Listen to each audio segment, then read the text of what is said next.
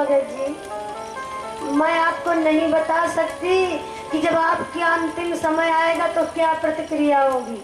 ये नियम के खिलाफ है। तो भगत जी ने कहा मेरे भी नियम के खिलाफ है कि बिना जानकारी मैं आपको छोड़ दूं। नहीं छोड़ूं। विधाता ने सोचा हमारी ड्यूटी पूरी हो गई, टाइम बर्बाद करना ठीक नहीं है।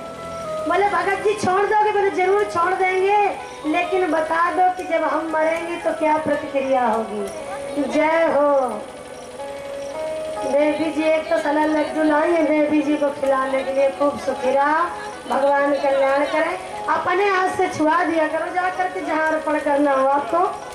बोलिए वृंदावन बिहारी लाल की।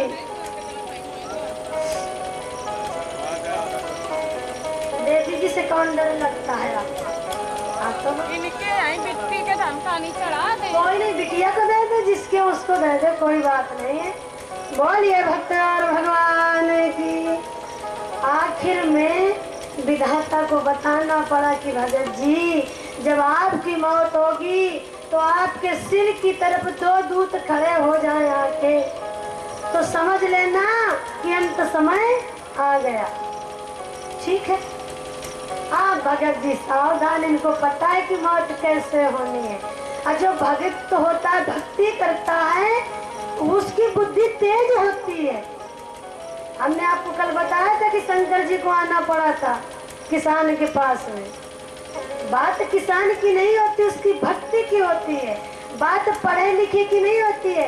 एक से एक होशियार चतुर चालाक पड़े रहते हैं और हमारे परीक्षित जैसे सीधे सरल व्यक्ति आगे निकल जाते हैं। भगवान ने कहा निर्मल मन जन सो मोहि पावा, और मोहि कपट छल छिद्र न पावा। हमारे भगवान की कृपा से दोनों परीक्षित जीतने सीधे मिले कि ईश्वर जाने। हाँ बहुत सीधे, इतना भी सीधा नहीं होना चाहिए, लेकिन अब हाँ तो हम क्या कर सकते, जबरदस्ती कहें कि किसी देखे हो। धीरे धीरे समय व्यतीत हुआ। एक दिन भगत जी चुपचाप लेटे लेटे भगवान का ध्यान कर रहे थे। 2 दूत इनके सिर की तरफ खड़े हो गए। भगत जी को पता था कि दूत खड़े रहे तो मैं मर जाऊंगा। भगत जी तुरंत उठ के दिशा बदल दिया। सिर की तरफ दूत खड़े थे तो उनकी तरफ पैर करके लेट गए। तो दूत फिर घूम के सिर आने आए तो फिर घूम के उनकी तरफ पैर कर लिए। कम से कम घंटों ये लीला चलती रही। वो घूम के सिर की तरफ आए तो घूम के भगत जी पैर कर लिए। थक हार के लौट गए दूत। भगवान ने पूछा उस भगत को ले आया खड़े को? बोले प्रभु कहाँ लाए, बड़ी देर नौटंकी चली। बोले क्यों? बोले वो अपने सिर की तरफ खड़े नहीं होने दिया। बोले क्यों? बोले पता नहीं, बड़ा चालाक प्रभु, हम जैसे खड़े होते तो वो घूम जाता। भगवान ने कहा इतना भी चालाक नहीं, थोड़ा दिमाग लगाओ, 2 की जगह 4 जाओ, 2 पैरों की तरफ 2 सिराने खड़े हो जाओ, तब क्या कर लेगा। अब 4 दूत आए, 2 पैरों की तरफ खड़े हो गए, 2 सिर की तरफ खड़े हो गए। तो भगत जी 4 पाई में बेड़ा लेट गए। दूत जब इधर से घूम के आते हैं तो सीधे हो जाते हैं।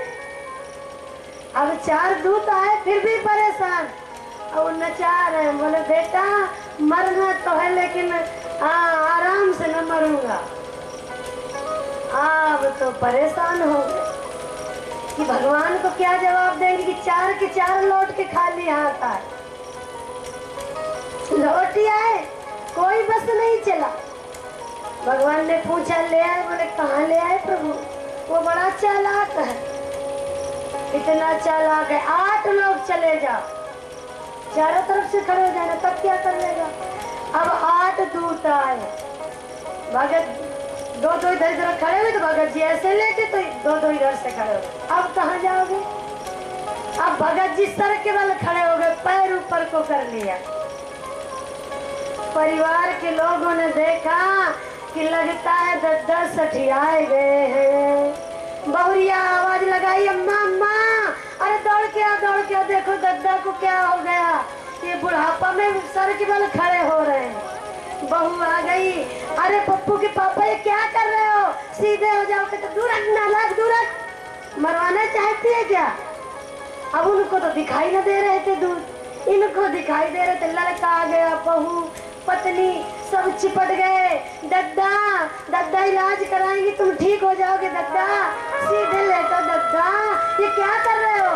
दद्दा कहते रे दुश्मनों छोड़ दो, क्यों मरवाना चाहते हो? बोले बिल्कुल सठियाए गए। पत्नी बच्चे चिपट गए, जबरदस्ती पकड़ के लेटा दिया, पकड़े हैं। अब दूत चारों तरफ से खड़े हैं। भगत जी ने कहा रे दूतो, तुम्हारी क्या औकात थी कि मेरे प्राण ले जाते? अरे मुझे मेरे अपनों ने लूटा, गैरों में कहाँ दम था, और किश्ती वहाँ डूबी जहाँ पानी कम था। नहीं तुम्हारी क्या औकात थी, इसलिए कहते कि अपनों से सावधान। अब उनको बेचारों को क्या पता कि काहे सर के बल खड़े हैं। और अगर आप भक्ति करोगे तो भगवान आपको इतनी बुद्धि देंगे कि आप भक्ति और कुमार्ग को, अच्छाई बुराई को पहचान सकते हो। बोलिए वृंदावन बिहारी लाल की, भक्ति और भगवान की। देखो हमारी देवी जी आ गई है, टाइम से भगवान कर रहे। हाँ, दोनों टाइम की देवी जी ड्यूटी बढ़िया देती है, चाहे 1:30 बज जाए देवी। हाँ, रात के भी 1:30 बजे तक और दिन की फुल ड्यूटी देती। भगवान करे खूब सुखी रहो। हाँ, लेकिन बीड़ी बंडल बड़ा जलाते हैं, धुआं दिखा